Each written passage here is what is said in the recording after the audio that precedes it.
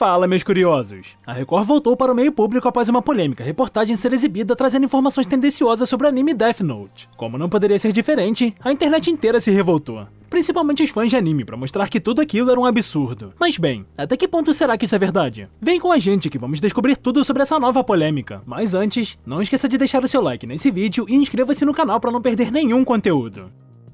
Death Note. Caso você não saiba o que é Death Note, tá mais perdido que roqueiro em baile funk, calma que a gente explica no detalhe. Death Note é um anime bastante antigo, que não tem transmissão há mais de 15 anos. Isso quer dizer que ele era esquecido? Com certeza não. A animação é muito popular até os dias atuais, e inclusive ganhou um live action recente de gosto duvidoso por parte da Netflix. Enfim, o anime conta a história de Light Yagami, um jovem quieto que acaba recebendo dos céus um caderno. Mas não um caderno qualquer. Um caderno que pode matar qualquer pessoa que tem o seu nome escrito nele. O Death Note. Ele é um anime completamente inocente como Peppa Pig? Obviamente não. O primeiro ponto que devemos ter em mente é que sua classificação indicativa é mais 18. E que não é porque é um desenho que necessariamente é para o público infantil. South Park tá aí como um grande exemplo. Além disso, existem animes muito mais violentos que Death Note se esse é o grande problema. Mas vamos partir para a polêmica.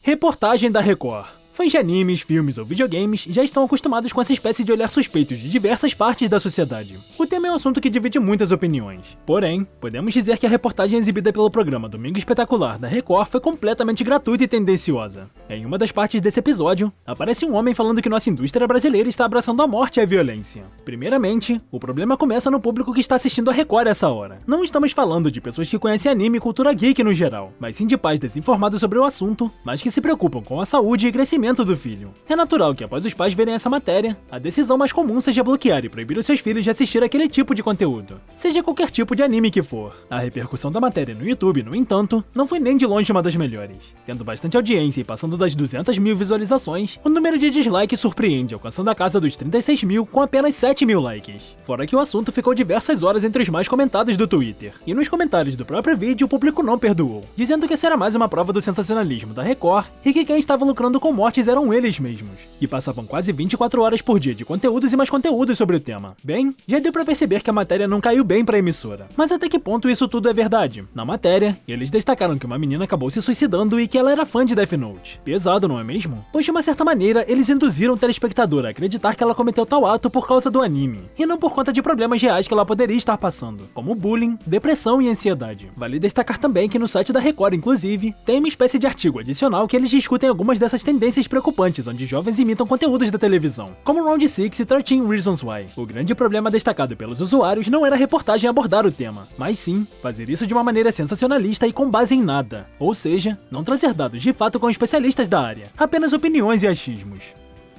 O tema na televisão. Os conteúdos televisivos e que crianças consomem é frequentemente tema de polêmica. Não adianta quanto tempo passe, o assunto sempre acaba voltando à tona uma hora ou outra. A queixa segundo a visão dos geeks e de quem gosta do universo é que as matérias sempre são sensacionalistas e abordam os assuntos de maneiras erradas. Essa tradição de colocar a culpa de alguns comportamentos nos jogos e filmes é bastante antiga, e continua acontecendo até os dias atuais. Se você é um pouco mais velho, você deve lembrar da polêmica que foi o anime Yu-Gi-Oh!, o famoso baralho do diabo. Eu aposto que você também foi proibido, ou conhece alguém que foi proibido de ter cartas assim em casa por conta de toda essa crença que foi criada em volta do anime. Sabe o que é o pior? É que Yu-Gi-Oh! Era um desenho de batalha de cartas e nada mais. É até possível compreender que Death Note significa Caderno da Morte e tem essa questão diferente. Só que exatamente por isso existe classificação indicativa e tudo mais. O mesmo frequentemente acontece com jogos, seja Minecraft ou tantos outros títulos que já foram questionados ao longo do tempo. Houve uma época onde o jogo Resident Evil era falado em diversas mídias diferentes, dizendo que ninguém deveria jogar o jogo só porque sua tradução era literalmente Residência do Demônio. Ok, só que o game é baseado em eliminar zumbis e é um jogo de terror. É comum que tenham títulos assim e que seja um pouco mais assustador. Até porque não faria sentido caso não fosse.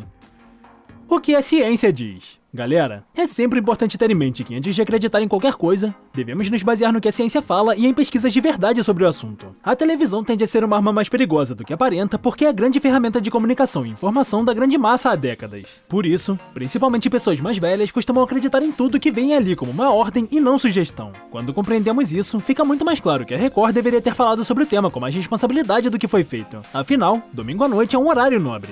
E TV aberta sempre possui um alcance gigante. Diversas famílias podem assistir aquilo e interpretar de uma maneira ainda mais errada do que foi feito. Vale Vale ressaltar que não existem pesquisas conclusivas e sérias sobre o assunto que provam que realmente assistir animes ensina crianças a matar ou desenvolver comportamentos violentos. Existem apenas algumas questões tendenciosas para ambos os lados. O que mostra a psicologia é que para algumas pessoas, e em casos bem específicos, pode sim existir dificuldade de separar o sentimento por aquele personagem fictício. Isso até mesmo explica porque tantas adolescentes já tiveram sua época apaixonada por Justin Bieber ou qualquer outro ídolo teen. Mesmo sem conhecer aquela pessoa de fato, após ver tantas coisas sobre ela e assisti-la na televisão, é normal que acabemos desenvolvendo um laço de afeto gigante de admiração e nosso cérebro não saiba de fato distinguir. Agora, tenha atenção que esse é o nosso cérebro que não consegue distinguir e não a gente enquanto pessoa. Fora que não fala nada sobre comportamentos violentos.